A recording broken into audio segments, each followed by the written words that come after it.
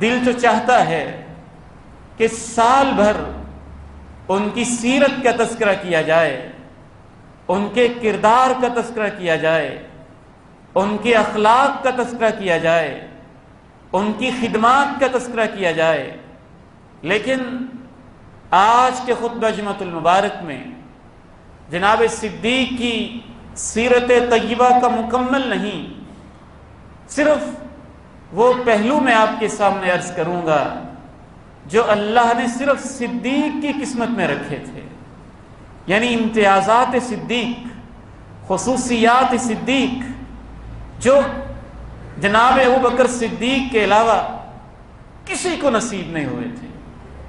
صحابہ میں سے بھی وہ خدمات، وہ سروسز، وہ معاملات کسی کو نصیب نہیں ہوئے تھے۔ یاد رکھیے گا، آج فتنوں کا دور ہے، آزمائشوں کا دور ہے، گمراہیوں کا دور ہے، سوشل میڈیا کا دور ہے۔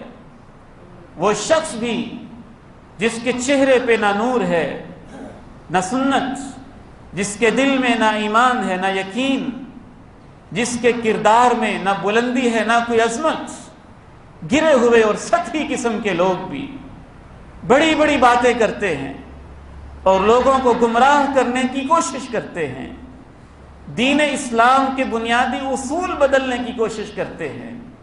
ہمارا دین رشتوں کو بعد میں دیکھتا ہے، خدمات کو پہلے دیکھتا ہے، رشتوں کو بعد میں دیکھتا ہے، خدمات، سروسز اس کو پہلے دیکھتا ہے۔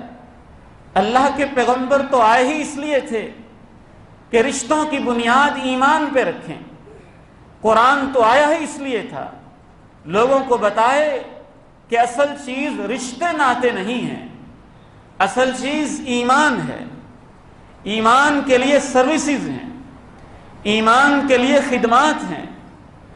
جناب ابوبکر صدیق رضی اللہ تعالی عنہ کے بعض لوگ افضل ماننے کی بجائے جناب سیدنا علی مرتضی رضی اللہ تعالی عنہ کو صرف اپنے چند مفادات یا اپنے فرقے کی پروجیکشن کے لیے اور اس کو پروموٹ کرنے کے لیے فضیلت دیتے ہیں۔ ایسی قوالیاں، ایسی باتیں، انشاءاللہ ہم ان کی فضیلت کے بھی قائل ہیں، ان کی عظمت کے بھی قائل ہیں، ان کی شجاعت کے بھی قائل ہیں، ان کے علم کے بھی قائل ہیں، ان کے مقام و مرتبہ کے بھی قائل ہیں، اور ہم اللہ کی توفیق سے ان کی شان بھی کسی وقت آپ کو تفصیل سے سنائیں گے، کیا کیا جناب علی مرتضی رضی اللہ تعالی عنہ کی فضیلت ہے۔ لیکن جب کمپیریزن کیا جائے گا، موازنہ کیا جائے گا، تقابل کیا جائے گا، تو سروسز کو دیکھا جائے گا، خدمات کو دیکھا جائے گا، پھر رشتوں کو نہیں دیکھا جائے گا، تعلق کو نہیں دیکھا جائے گا۔ کہنے کو تو ابو لہب جیسا کافر بھی اللہ کے پیغمبر کے گھرانے سے تعلق رکھتا تھا، لیکن چونکہ کافر تھا، بے ایمان تھا، وہ واحد ایسا کافر تھا اس امت میں سے جس کا نام لے کے اللہ نے پوری سورت اتاری، تبت یدا ابی لہب وتب۔ ابو لہب کے دونوں ہاتھ ٹوٹ گئے، وہ تباہ ہو گیا، وہ برباد ہو گیا۔ جناب ابوبکر صدیق رضی اللہ تعالی عنہ، یہ اللہ کی تقسیم ہے، اللہ نے فیصلے کیے ہیں آسمانوں پہ کس کو کیا مقام ملنا ہے۔ یہ فضیلت بھی ہم اپنی مرضی، اپنی پسند کے مطابق نہیں دیتے، اس میں بھی ہم پابند ہیں قرآن کے اور حدیث کے۔ جناب ابوبکر صدیق رضی اللہ تعالی عنہ جب سروسز پیش کر رہے تھے، اس وقت وہ جناب علی مرتضی رضی اللہ تعالی عنہ سے تقریباً 30 سال بڑے تھے۔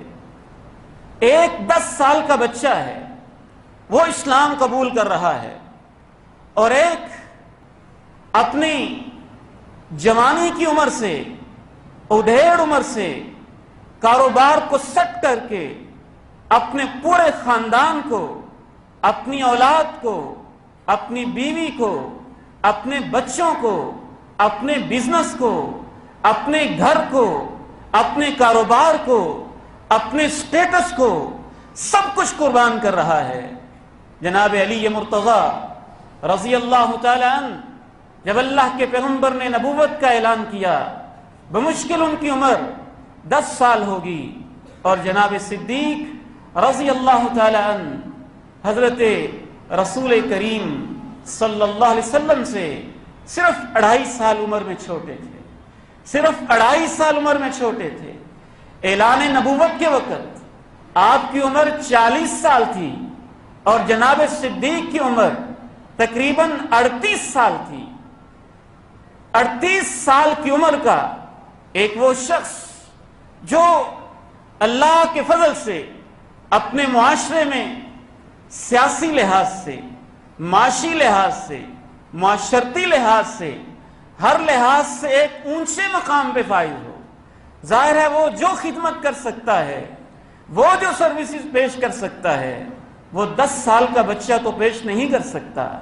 اسی لیے ہم اس بات کے بھی قائل ہیں کہ اللہ کے پیغمبر علیہ الصلاۃ والسلام پر مردوں میں سے سب سے پہلے ایمان جناب صدیق لے کے آئے، اور بچوں میں سب سے پہلے ایمان جناب علی مرتضی لے کے آئے رضی اللہ تعالی عنہ وارضاہ۔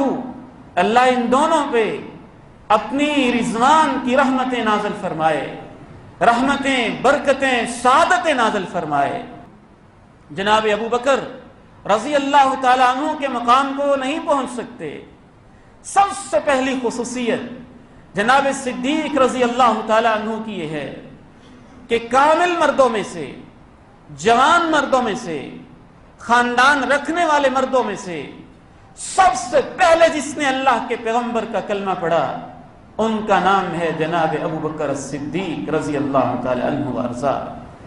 آپ نے اس صدیق کے عمل کو پوری زندگی یاد رکھا، حتیٰ کہ عمر جیسا دلیر اور جری انسان جس نے اسلام کے لیے بڑی خدمتیں کی، ایک دفعہ جناب عمر فاروق کا جناب صدیق سے کسی مسئلے میں اختلاف ہو گیا۔ جناب صدیق پریشانی کے عالم میں اپنی چادر کو اٹھائے، گھبرائے اللہ کے پیغمبر کی خدمت میں حاضر ہوئے۔ آپ نے کہا لگتا ہے کہ صدیق کا کسی سے اختلاف ہو گیا ہے۔